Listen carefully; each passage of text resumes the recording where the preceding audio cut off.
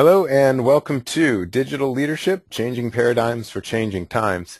My name is Pete Mason. I'm the web editor here at NASSP, and I'll be your host and moderator for today's webinar. Today we're joined by author, educator, and social media leader Eric Sheninger. Eric is principal of New Milford High School in New Jersey, and he's regarded as one of the nation's leading experts on social media and educational leadership. Eric is also the author of the new book, Digital Leadership, Changing Paradigms for Changing Times from Corwin Press, actually just came out today. And he'll also be leading a session on digital leadership at NASSP's upcoming conference, Ignite 14 in Dallas, February 6th through 8th. So before we get started, this webinar is really meant to be sort of an opportunity to begin the discussion about digital leadership and social media that we'll be continuing in person at the Ignite 14 conference with Eric. So that said, if you're tweeting today's webinar, we encourage you to use the official conference hashtag, which is #NASSP14. You can follow NASSP on Twitter. Our handle is @NASSP. And we're also on Facebook at facebook.com/principals. If you'd like more information about the Ignite 14 conference, or you'd like to register, you can get more information by going to www.nasspconference.org. If you have any questions that come up during today's webinar for Eric, feel free to send them along at any time. Just use the questions box that's on your GoToWebinar control panel. We're going to be holding all the questions until about the last 10 or 15 minutes when we'll have a short Q&A session to go over those. And just one other side note is that we'll be recording today's webinar, and it'll be available on our website hopefully tomorrow about midday, tomorrow afternoon. You can access it by going to nassp.org/webinar videos. So with that, I would like to introduce Eric. Eric, are you there? I am here. Great. Let me just hand you the controls and you can get started.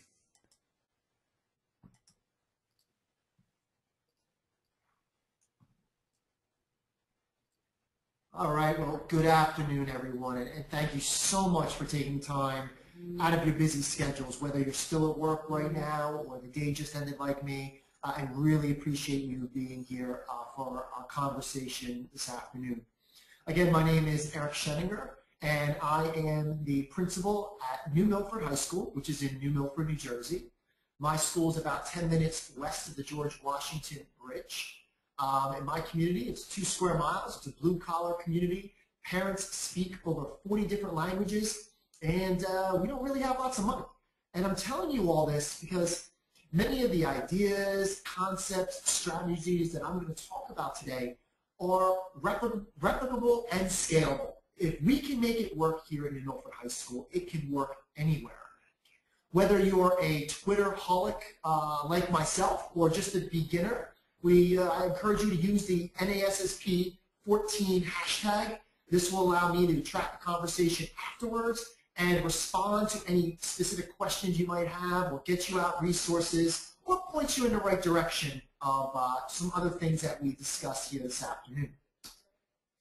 So, I think it's really important, when we talk about leadership and digital leadership, I think we have to acknowledge not only is the world changing, the world is changing so fast. And as leaders, how do we account for these societal changes that we are seeing in today's world?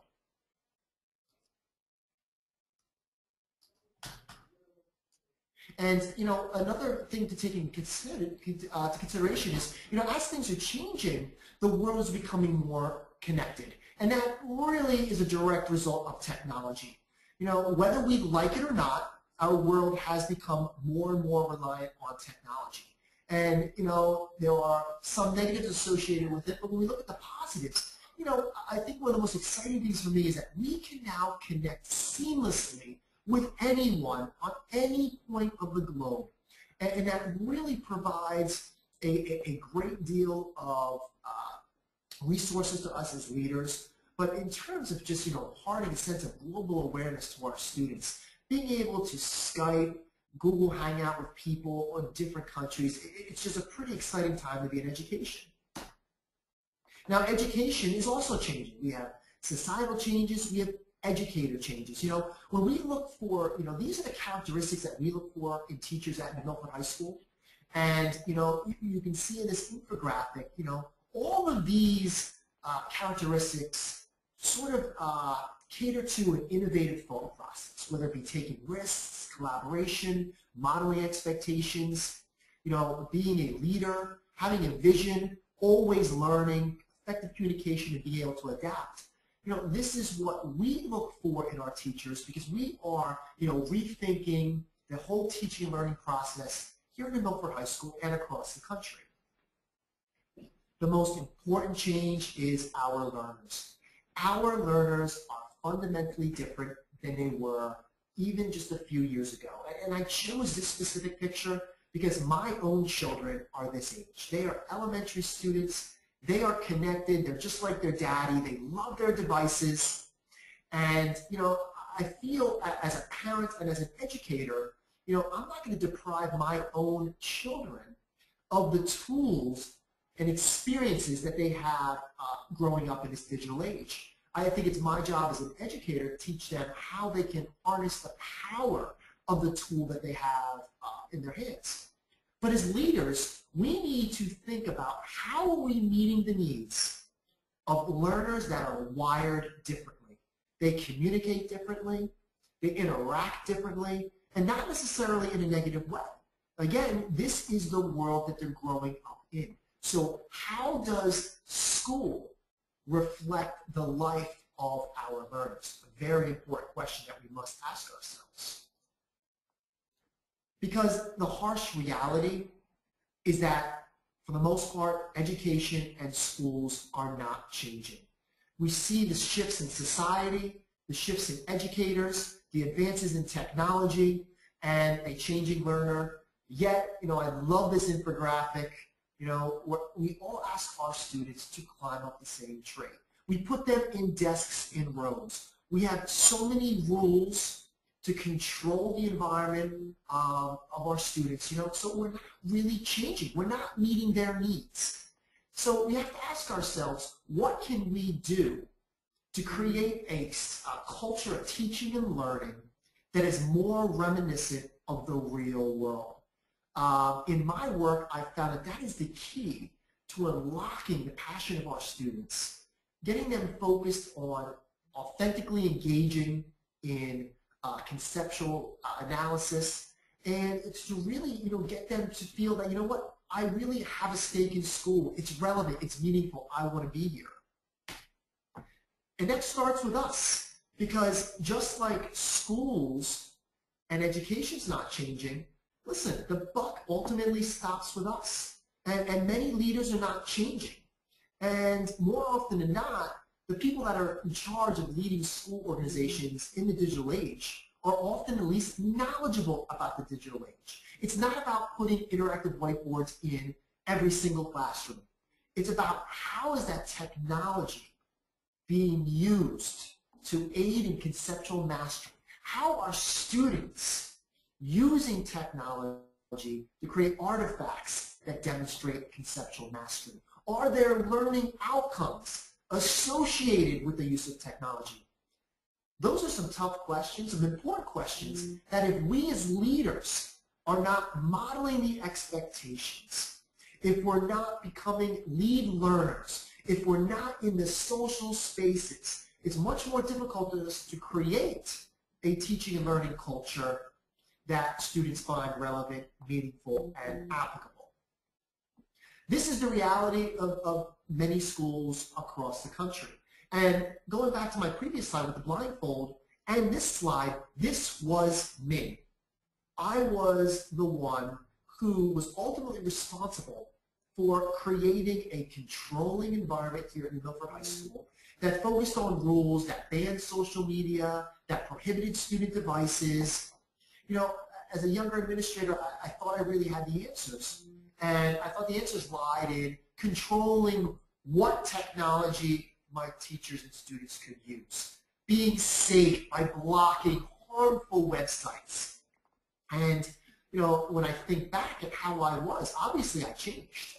But when I go back to, before I had this epiphany back in 2009, I truly thought that I was doing the right thing, that I was looking out for the best interests of my teachers and students by creating an environment that blocked distractions for the learning process and that, again, kept them safe.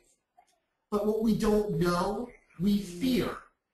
And as an administrator early on, I didn't know enough about social media. I didn't know enough about how students could use devices. So I was fearful of it.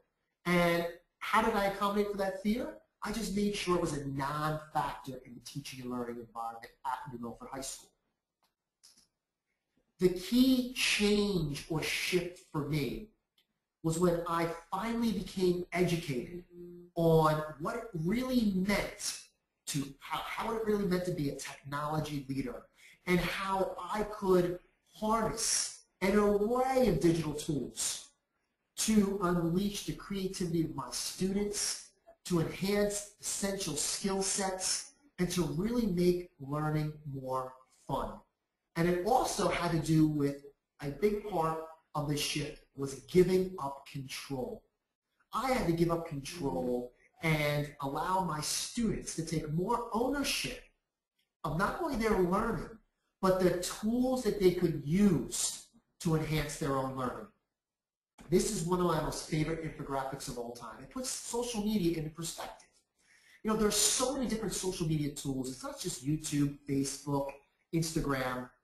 You can see on the periphery here all the different end games or the goals of different or functions of different social media tools, whether it be around conversation around documents, events, live streams. But the most important piece of information in this infographic is the center stream. Social media is about the conversation, and the conversation involves listening, learning, and sharing. When we start to utilize social media to engage in conversations with like-minded people, that is where the magic happens. That is where the magic's happened for me and countless other school leaders. It's that conversation with people, not just in my own district, but all over the world, that has been the catalyst for change at New Milford High School. It's nothing that I'm necessarily doing as a leader. All I'm doing is engaging with people here in my district, outside my district, beyond New Jersey, the country, the world, on how we can do what we do better. But in order to reap the benefits of being in these conversations, we need to be in the space. And that space is the real-time web, it's social media, which again will help educate all of us on how we can make this a pivotal component of the teaching and learning culture in our respective schools. Now, it's never too late to jump on the social media bandwagon. You know, people sometimes refer to me as an expert. I'm no expert. I'm a learner. And I learn, I fail, and I try to find better ways to do what I do as a school leader. And in a few minutes, I'll talk about how you can seamlessly integrate tools of the digital age to become more effective and efficient at what you already do every single day. So why do I think that, you know, social media is a great starting point for being a digital leader? Well, think about, what do you want going on in your classrooms? What do you want going on in your schools? What do you want going on in your community? I know for me, I want my students to be actively involved in the learning process. I want them to create artifacts that demonstrate conceptual mastery. I want them to demonstrate learning by them being allowed to choose a tool that best meets their learning needs. I want students and staff to discuss issues that are personally relevant, that are meaningful, that are applicable. Now, putting my administrative hat on, who doesn't want to promote all the great things that we're doing in our buildings? I know from my interactions with practitioners all over the world, there is so much greatness going on in our schools. You know what? Now we have the means to share it whenever we want. And finally, don't we want to measure the impact of the time that we spend using digital tools, whether it be for communications, public relations, student engagement? And we can all do that because there are so many embedded tools that are part of the metrics involved with social media and other web-based tools that are at our disposal. We just have to know where to find them. So essential questions that I think need to guide leadership in the digital age. We need to ask ourselves, how can digital tools be used to enhance school culture and improve stakeholder relations? How can we, sorry for the typo, how do we leverage the real-time web to grow professionally like never before? And how can technology be effectively integrated in the classroom to increase engagement and achievement? Because that ultimately is what we want to do. It can't just be a smoke and mirror approach. What are students doing with the technology that showcases what they've learned, new skills that they've acquired, the construction of new knowledge? That is, I think, one of the most important questions that we have to ask. So how do I define digital leadership? Digital leadership, in my mind, is a dynamic combination of mindset, behaviors, and skills that are employed to change and to enhance school culture through the assistance of technology. The technology is never going to be a silver bullet. It is not going to be a catalyst for change. It's the people that are using technology in effective ways that ultimately become the catalyst for change. It's our students and how they're empowered to use technology to showcase learning, to help them acquire skills that will be the catalyst for change. Digital leadership is also about establishing direction, influencing others, and initiating sustainable change through the access to information, to establish relationships in order to anticipate changes pivotal school success in the future. We can't stand by and be reactive. We need to be proactive. And with technology always changing, we must anticipate as leaders, how can we use it to our advantage to improve school culture?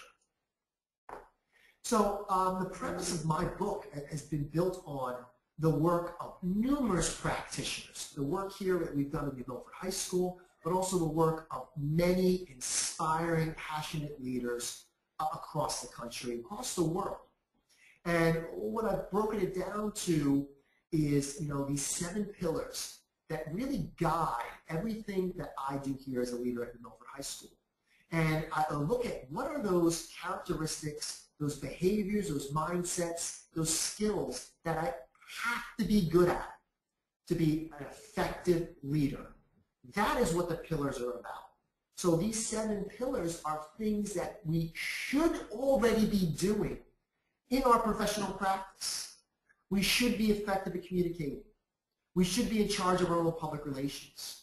We should be in charge of establishing a positive brand presence. We should be growing professionally and modeling that for our teachers, our students, and our stakeholders. We should be finding ways to better engage students and enhance learning. We also should be thinking about how to create a school environment that is inspiring, engages, fosters creativity, and really is more reminiscent of the real world. And who doesn't want free stuff? Who doesn't want to acquire free technology for your schools? Who doesn't want to find free learning opportunities that are going to have a lasting impact on our students? It really is about a globally connected network of learning and resources, and all those tools around the globe are things that we all have access to help us do our jobs. And for more information on the pillars of digital leadership, I have a link to my Pinterest board on the bottom of here. And as you'll see as I go through slides, I'll have various links that will take you to more in-depth information so you can dive deeper into the concepts that I briefly addressed this afternoon. So my first pillar discussed in my book, but also this has been part of my professional practice for years, is communication. So what information do you want your stakeholders to have? What do they want? We live in a real-time world. People want information now. So what information do you want to communicate? News, meetings, events, student achievements, staff accomplishments, campus weather, emergency information, meetings. It doesn't matter. There's so much information that we want to communicate that when we send it out via snail mail or even an email, it becomes stale. You know how many people don't even use email anymore? How many of us actually just go through our emails and press delete, delete, delete? I do most of the time, then I feel like I get in trouble because one of them in there was an important email.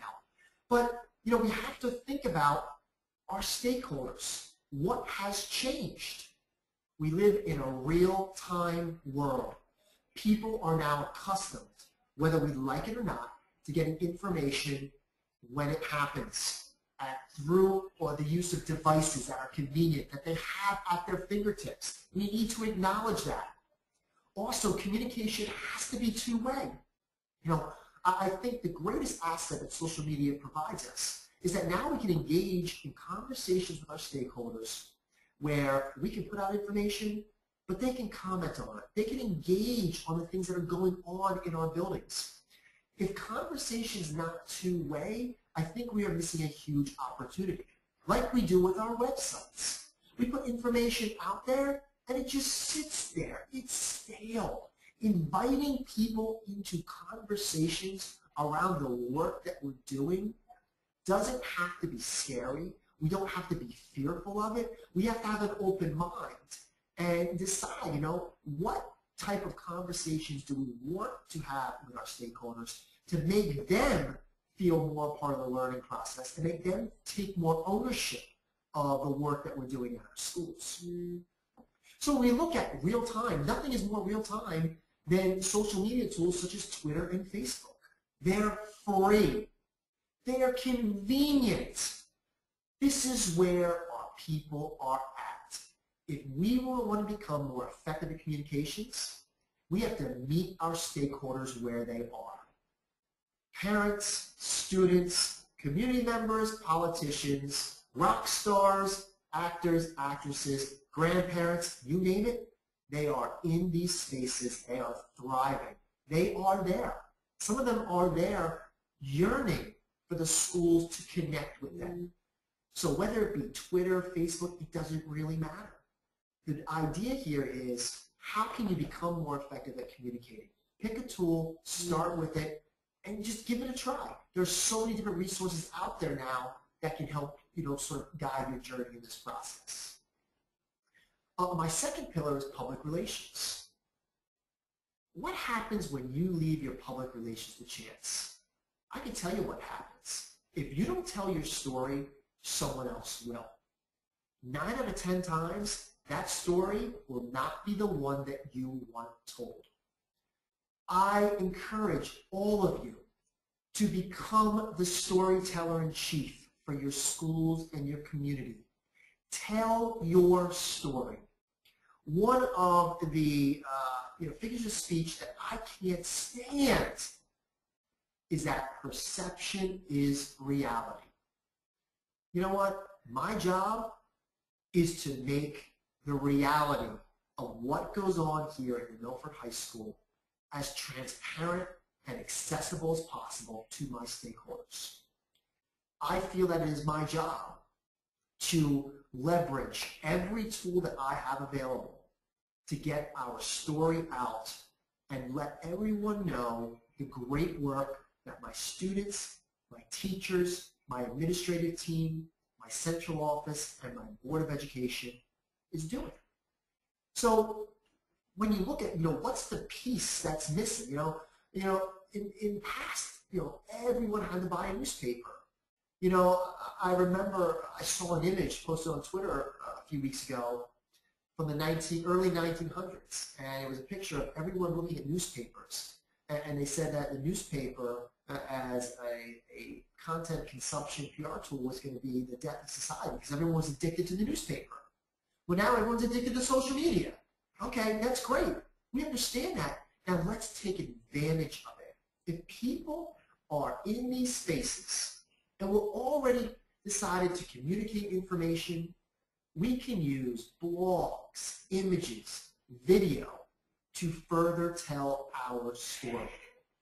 Now, when you look at these tools, you might think that, and I want to address this now, is that, I'm an administrator. I don't have time to blog, to tweet, to do all this. Well, I'll be the first one to tell you, I am just like you. I'm a practitioner. I work at a small school of 650 students.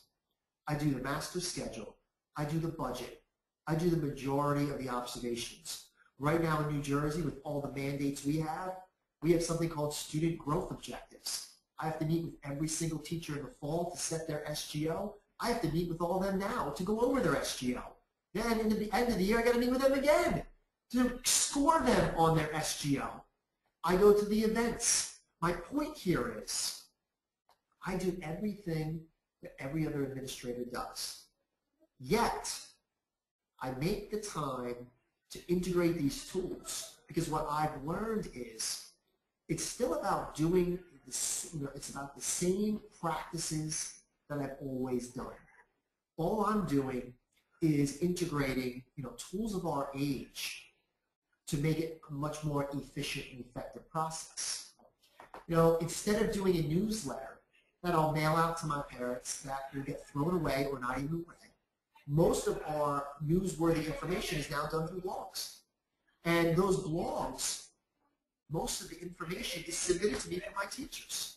So it's a simple, inviting my teachers to showcase the great work they're doing, getting their permission to copy and paste it on a blog, adding some hyperlinks, adding some pictures, and bam, you now have a digital age newsletter that can be shared across multiple mediums that's going to reach so many more people, but that can also be commented on. I love Instagram. I love using my smartphone to take pictures. If you follow me on Twitter, you know that I walk around my building looking for greatness. I want to catch my students and staff doing something awesome. It takes me seconds to snap a picture in Instagram, put a hashtag, put a description, and then tweet it out. And that tweet then it also goes to Facebook. It goes to all these other different tools. And you know what they say, a picture speaks 1,000 words. And I'll show you what I mean in a few minutes.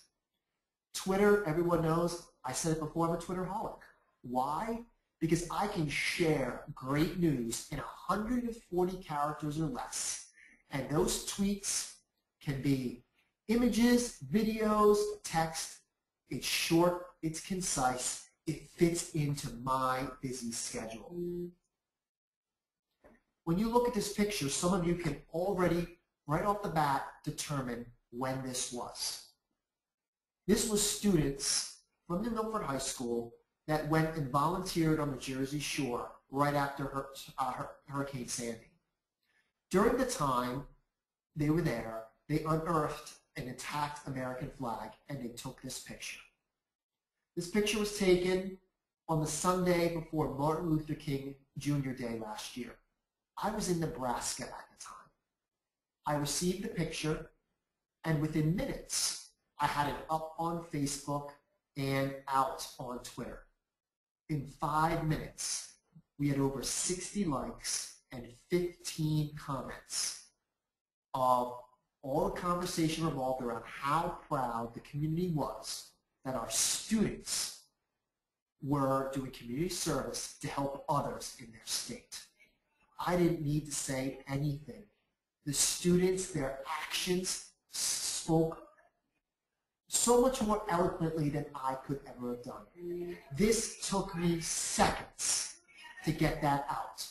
So don't ever think that it's piling on, that's giving you one more thing to do. This is what we're already doing. We're just now doing it in different ways. Student achievement sometimes gets lost in the shuffle with the glitz and glamour of technology integration. Now, last year, we here at New Milford High School, basically were recognized both nationally and at the state level for our academic achievement. For the first time ever, we were one of 2,000 of the best high schools by Newsweek out of 26,000 high schools in the country. We were given an A rating in New Jersey, so we were one of the top performing public high schools. So you know what I did? I used Instagram, I took pictures of the plaques that I had made, and I posted it all over Facebook, in traditional newsletters, in emails, on Twitter, everywhere that I could get the word out that, hey, we are the entire package at New Milford High School. we are cranking on all cylinders. It's not just about technology. The end game here is student achievement and inspiring a love for learning for our kids. And using free tools that we have available helps us get that message across. Taking pictures like this of students using devices as part of our Bring Your Own Device initiative. It shows, it screams out, they're using it effectively, they're engaged. We're looking at it as tools. All this is part of our PR plan. Now, when you begin to communicate with social media and you take control of your public relations with social media and you start sending out all this great information and you become a more transparent leader, you eventually, unbeknownst to you, create a brand presence for your school and for you as a leader. What do you want your school brand to convey? Very important question to ask. Your brand is a combination of your identity and your logo. You know, what are those visual aspects that you want to resonate with your stakeholders? What is that logo that when people see it, they're going to think, wow, they're really getting it right at that school? That encapsulates your brand. So what should a school brand convey? Obviously, I've shown you some pictures already. It should convey student achievement, teacher-administrator quality, the extracurricular activities you have, interesting instructional practices, innovation, college and career readiness as we define it, partnerships that we forged. So in all of our spaces, when we think about now our intentional use, yes, we have a social media strategy. Our strategy is to communicate effectively, to showcase the great work we're doing, and that strategy ultimately creates our brand presence. By using all these tools to be transparent in what we're doing, letting everyone know this is what's going on within the walls of New Milford High School, that it's all focused on our students becoming better learners, our teachers becoming better instructional leaders, we're able to create a brand presence through images and the use of social media tools that change perception to reality. We don't need people to perceive or even worry about what the perception is of what goes on in New Milford High School anymore, because we've created that reality for our stakeholders. In all of our social media spaces, we showcase the pillars of New Milford High School, the NM, the Knights, our school colors. We've created a hashtag that's used on Twitter, Google+, and Facebook to send a uniform message about the great work being done here at New Milford High School. The best part of my job, and I'm about ready to post a blog about this today, is the daily inspiration I get from doing walkthroughs and unannounced classroom observations and just being present and seeing the shifts, changes, and ultimate transformation that's taking place here. People see it all the time when they come to visit to see what we're doing. But you know, this is the New Milford brand, is we look for solutions instead of focusing on excuses. We're constantly pursuing innovative instructional practices. We no longer fear failure. We look at failure as just one way of learning what doesn't work. We also feel that the environment that we've created here, the autonomy, where we've given up control and we've trusted teachers and students to figure out a better way to engage our students. That all is part of the New Milford brand. The fourth pillar is professional growth. There is probably nothing more important as leaders than our professional growth and development. Think about every learning opportunity that you've been forced to go to or that you've chosen to go to. And ask yourself this: has that learning opportunity 100% met your needs as a lead learner? It's a tough task for any workshop, presenter, organization to be successful at. It just is. But you know what? We now can merge the best of everything. We are really now, the digital age presents a new era for learning. We can learn anytime, anywhere, from anyone. When it's convenient for us, it's real time. We can connect with the best minds in the field. We can connect with the Todd Whitakers, who I've always looked up to as an author, who now I can call a friend. We connect, we joke, we learn, and that connection online has extended to face-to-face relationships. Todd is one great example of one of the best minds that we all now have access to. Dan Pink is another one, the author of Drive. But the most underutilized and pivotal asset that we have in the field of leadership is each other. We can learn from those that aren't only walking the walk, but talk the talk. The practitioners who wear the same hats as us, who deal with the same challenges as us, who have socioeconomic issues, funding issues. We no longer have to reinvent the wheel. We don't have to feel confined to silos of information, and no longer do we have to reside on isolated islands. It is out there for every one of us. Plus, it's cost effective. You can learn for free when you form your own personal learning network. This is all 100% about you. What do you want to learn about? This has been probably the greatest catalyst for my growth and evolution as a leader. It's because now I have at my fingertips a human-generated search engine, a human-generated knowledge source that works 100% for me. I love this infographic by Alec Kuros, a professor in Alberta, Canada. Look at what happens when you take control of your learning and you form a personal learning network. You become the epicenter of the learning process. It now becomes a two-way flow of information. All those different tools on the periphery help you get better, but you need to be in the space to take advantage of those resources. And it's all there for you. People want to engage with you. People want your ideas. I know for me, I want you to tell me what's worked in your schools, how you did it, and openly say, you know what, Eric, we were successful with it. Here's the idea. Here's where we met, some challenges or roadblocks. And then you know what I do? I take that idea and I adapt it to my culture and make it work. That's what a personal learning network is all about.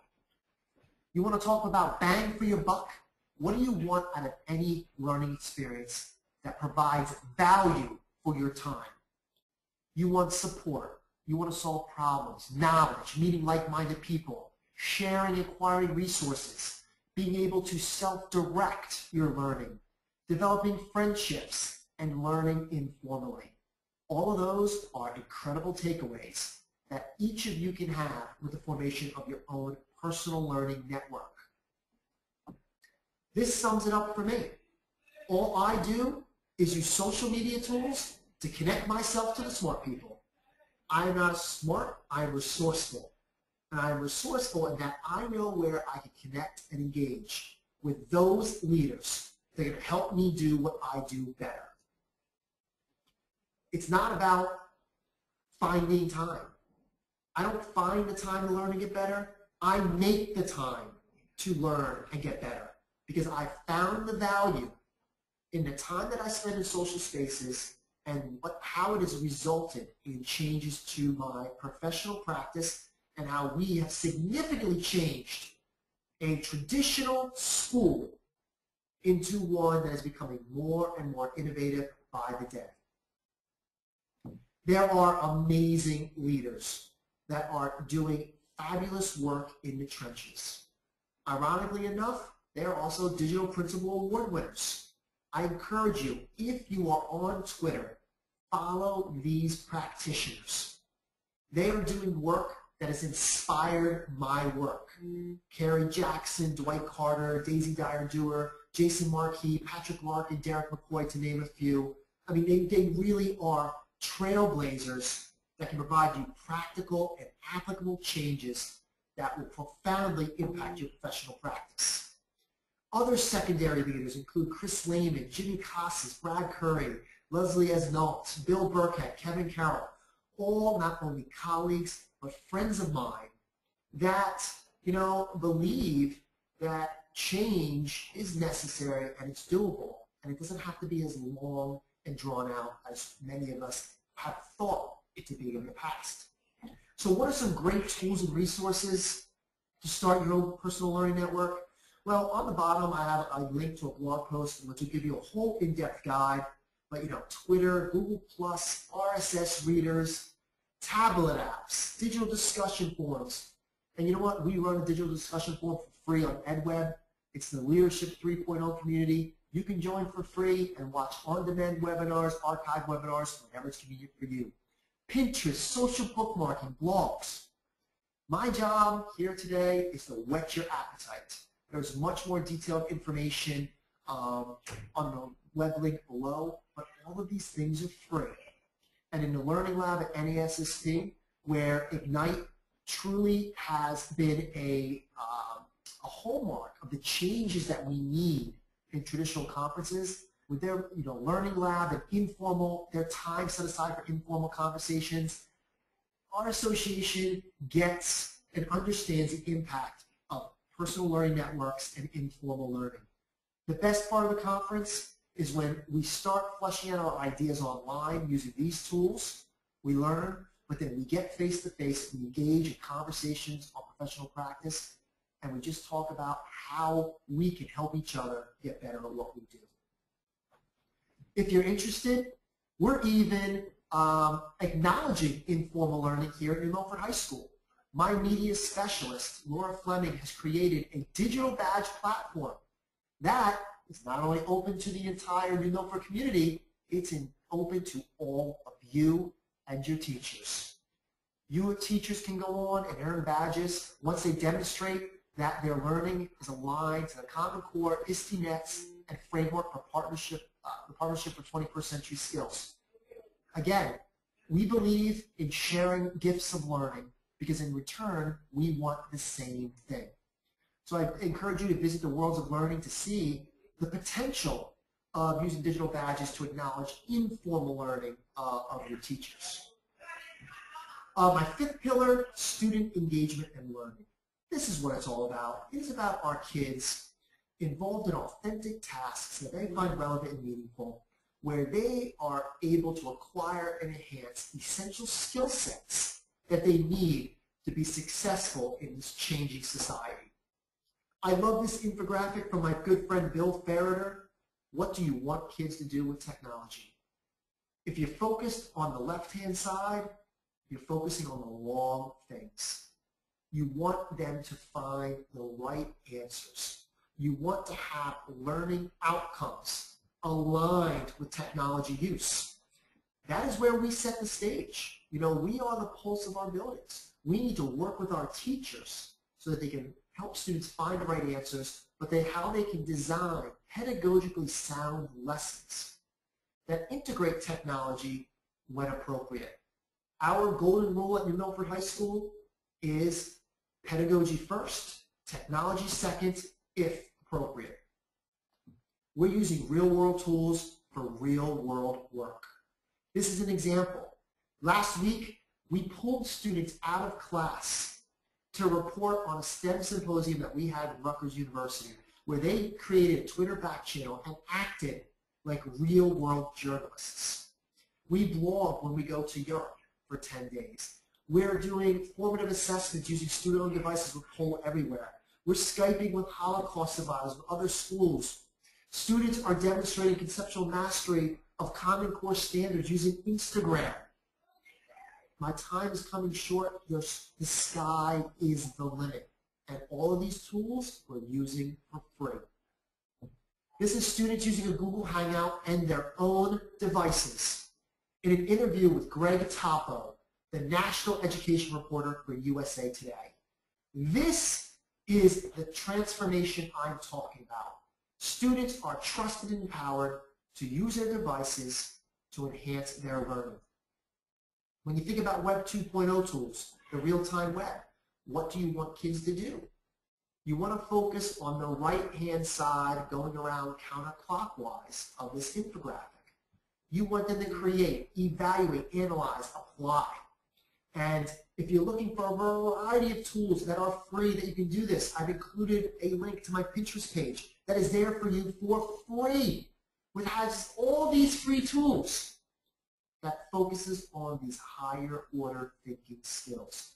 I never knew about these free tools. I never knew what Web 2.0 is. It's basically the internet as we know it until I got involved with social media and I became educated.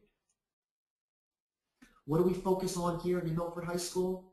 It's not really about Common Core. It's not really about 21st century skills. What are the skills that our students need right here, right now, to succeed in jobs that haven't even been created yet? This is it. This is our roadmap. This is what our technology use, our use of social media focuses on. These are the outcomes that we are looking for when our students use technology, when our teachers use technology, when I use technology. My sixth pillar is learning environment and spaces. And you know what? We've come a long way in rethinking and transforming our learning spaces. But I mean, if you really want to talk to a trailblazer, Dwight Carter, one of the digital principals I mentioned before, you got to go see his building. You can see it online. He's at Gahana High School outside in Columbus. His Clark Hall is an amazing building. But this is another picture of New Milford students. Yeah, we have desks. I can't get rid of them because it's too expensive. But we're trying to put them in more collaborative situations that, you know, reflect what they're going to be doing in the real world. We're focusing on digital responsibility with our BYOD. We're emphasizing individualized and personalized learning opportunities. We've rolled out the red carpet as part of our BYOD program. We want our students to use their devices responsibly to enhance learning, conduct better research, and to be more productive. We've created our own makerspace on the right, where students are making to learn. We challenge them, what can you make? And this has now become the hub of their time during lunch. When they're not going to lunch, they're coming to our makerspace. We've bought portable charging devices that are branded with the New Milford colors and logo for our students. We're trusting them. We're empowering them. We're creating a more welcoming environment at New Milford High School. We've created our own academies at New Milford High School, STEM, Arts and Letter, Global Leadership, to focus on the passions, the learning passions of our students. We're integrated blending learning, and we use Virtual High School to offer online courses, 230 plus online courses, including AP, that are more or less honors level courses that any kid can take based upon their interests. We're also using OpenCourseware, free lectures from Harvard, Yale, MIT, Stanford, all aligned to the Common Core ISTE nets, which we've done. I'm running short on time. Go to that Google site. Everything is there for you. Our IOCS, our rubric, that when our students engage in the lectures and then they basically showcase their learning afterwards, you got to see it. It does more justice than I can right now in my limited time. And my final pillar is opportunity. All the pillars of digital leadership are interconnected. When you communicate and you use public relations, you form a brand presence. What are you communicating and using as public relations? Advances in student learning, showcasing our own learning. Just a summary here, you know, we've created our own conference here at New Milford High School called Edscape. Our students in New Milford were able to try out the Chromebooks at Google's offices in New York before many of the other kids and teachers in this country. Our students went to the Newark Museum, the largest museum in New Jersey, and worked with the museum staff on how they could curate their resources better using Web 2.0 tools. One of my teachers got flown out to Israel for a week after I blogged about how that teacher was using Skype to connect with Holocaust survivors. We had, We had an app created for our school from Bionics, and our students provided the information to the company on what they wanted to see in this app. Our students were involved in an authentic learning opportunity where they built an app from the ground up.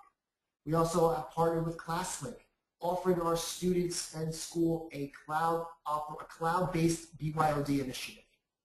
All of these opportunities happened because of conversations that started in social media spaces. So what do leaders in the digital age do?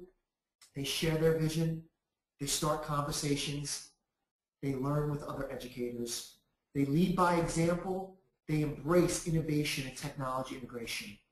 Most importantly, we are transparent. And finally, digital leaders leverage the power of Web 2.0 and all of the opportunities, the tools that come along with it. You know, I think that in order to be a digital leader, we have to be digitally resilient. We have to understand that we're going to meet challenges, which could be blocked websites. It could be technology directors that don't get it, antiquated tools, infrastructure challenges. Been there, done that. We have had to overcome, I have had to overcome all of these challenges. But we have to understand that these decisions that are not aligned with the new vision for teaching and learning, it's our refusal to quit and our determination to push forward that ultimately is going to be a catalyst for change, and it's going to create a learning culture that your students are going to more appreciate, and that your teachers are going to embrace, and that your stakeholders are going to be proud of. So before I open it up to questions, or I go through the questions and I try to answer them as best as I can, you know, my work and the work of administrators from all over the country, that is the basis of my book. It really is a practitioner's guide of why and how to become a digital leader. My book is available through Corwin Press. My website, which has tons of more resources, also has my contact information. And with this being said, I'm going to see if there are questions here. We have a couple questions, Eric. Let me see here. And if we don't get to your question, because we do try to keep these webinars to just about an hour. If we don't get to your question, you can always contact Eric on Twitter, or we can. I'll pass along your email and your question to Eric, and he can respond. Let me see. Go back real quick. So we had a question, Eric. What are your thoughts about students following teachers and building leaders on social media as a way to continue school discussions beyond the traditional four walls and a typical school day? We promote it unequivocally here in New Milford High School. The thing is, if you are professional in what you post online, and you're keeping your conversations, your content related to teaching, learning, professional growth development, PR, all that, it is the best way to not only extend learning, but to extend an enthusiasm for the work that we're doing. We encourage our teachers here to have Twitter feeds. We encourage them to use Edmodo, Remind 101, Selly, a variety of tools that are out there to, for that very reason, connect with our students and extend learning. And, you know, we're actually now, many of my teachers use the flipped instructional model, where they are creating more or less providing the content examples for students to immerse themselves in outside of class. And then inside of class, it's all application with the teacher. So again, we promote that. One of our classes here, digital journalism, our students have to have a Twitter account to be in that class. They create a professional New Milford journalistic account, and they've created their own hashtag. It's a wonderful thing. And we had a couple questions kind of in that vein. Specifically one that asked, how do you get your staff on board? You know, students are obviously on board, and have you encountered any sort of pushback from your staff? Great question.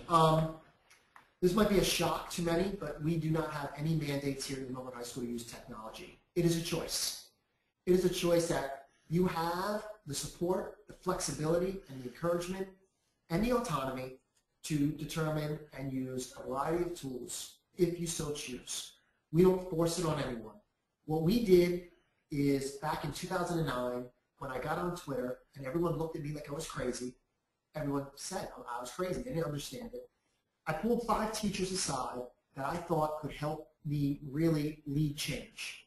Because ultimately, the teachers and students are the catalyst for change in our buildings. If we relinquish control and trust them, they'll do the hard work. So I brought those 5 in and said, listen, this is my vision. Let's work on this together. I'll give you any tools, any support, any PD, the time, whatever you need to be successful. That pilot group has now evolved and had a domino effect on the entire school community. I can tell you with 100% confidence that now every single one of my staff members, veteran and novice alike, have integrated technology effectively on their own without me telling them to. So we focused on empowering our teachers to make these choices, to giving them the autonomy. We cut all of our non-instructional duties, all duty, cap duty, in-school suspension in half, freeing up every single teacher 2 to 3 40-minute periods per day to follow their learning passions without any directives or mandates from us. And that has been probably the best decision we've made, giving our teachers the time, letting them run loose and follow their passions. And now I can't even keep up with all the innovations taking place. Right. Well, speaking of pushback, we had a question for someone seeking some tips about pushback from above. Somebody that who wants to bring a digital identity to their school and district, but they're getting that pushback from above. And do you have any suggestions for them? Yeah, I mean, I've experienced pushback at all levels, from the teacher, the student. Even students are saying, oh, I don't want all this technology. So, we learn as we go. Community members, we've experienced it all. But when you're dealing with it from above, you got to pick your battles, and you got to start small. A lot of our initiatives that were initially met with skepticism, I was able to prove them to be future viable components of our culture by running pilot programs. So what I have had to do, and again, this is fine, was working with my superintendent, saying, hey, I want YouTube opened for every one of my staff members. So what did we do? He let me run a pilot program with 10 teachers. Then I presented the results to him. Our BYOD program, I basically ran a pilot program with the senior class over the course of 1 marking period. And again, took the results, took the data to him. Social media, created a strategic plan, opened it up, looked at the data, and now we've actually integrated a digital citizenship education component that is initiated by me. And again, start small. Start in a teacher's classroom, start with a few teachers. Pilot programs, I think, are the best ways to then showcase that it's going to work. Also, point the people, the board members, superintendents, other leaders, to those that are doing this, that are finding success. Don't reinvent the wheel. What I would love to say is just buy them my book, but if that's not realistic, show them this webinar. Show them some of the digital principles that I've recommended. There's so many opportunities out there to showcase that this is working and can be effective. One last question. We had somebody speaking for people that are just starting out. Somebody asked, how do you build your Twitter or Facebook brand so that your stakeholders start to follow you and you can get the messages out? Well, you got to start using traditional means. When we started here with Twitter, again, I was like, they looked at me like I had 5 heads. And I had to use traditional means of communication. I had to send paper memos home, emails, face-to-face conversation at PTO meetings. So I had to get it out there as a principal, how we're using social media as a school. I can send you everything. If anyone wants it, send me an email. I will send you the form that I send to my parents. All you gotta do is take the Milford out, use it as your own. That's fine. So that's from a school perspective, using traditional means, and then being consistent. You need to be consistent in your use of social media, or people are not going to follow your channels. Now, as a professional leader and learner, a lot of it is leveraging those people that have been in the spaces for a lot longer. If you're new, reach out to me and say, hey, can you share this for me? Can you find this resource? What I'll do then is I'll tweet it out to my network so then you get the benefits of my personal learning network to help you get your answers, to get your support. So those are the two ways to build your networks, both at the school level and at the professional personal learning network level. Well, I think we've actually kind of run out of time. There's a couple more questions, and Eric, if it's okay with you, I'll send those over with their email if you could respond very quickly to them. Yep. And also, I want to remind everybody that we are recording this webinar, and we'll make the slides available and the video on our website tomorrow. You can access them by going to nassp.org/webinar videos. And also encourage you, I'm going to be at the Ignite 14 conference as well. Eric will be there. I invite all of you to come out and we can continue this conversation on digital leadership February 6th through 8th in Dallas. So thanks again, Eric, and thank you everybody for attending. Thank you, everybody.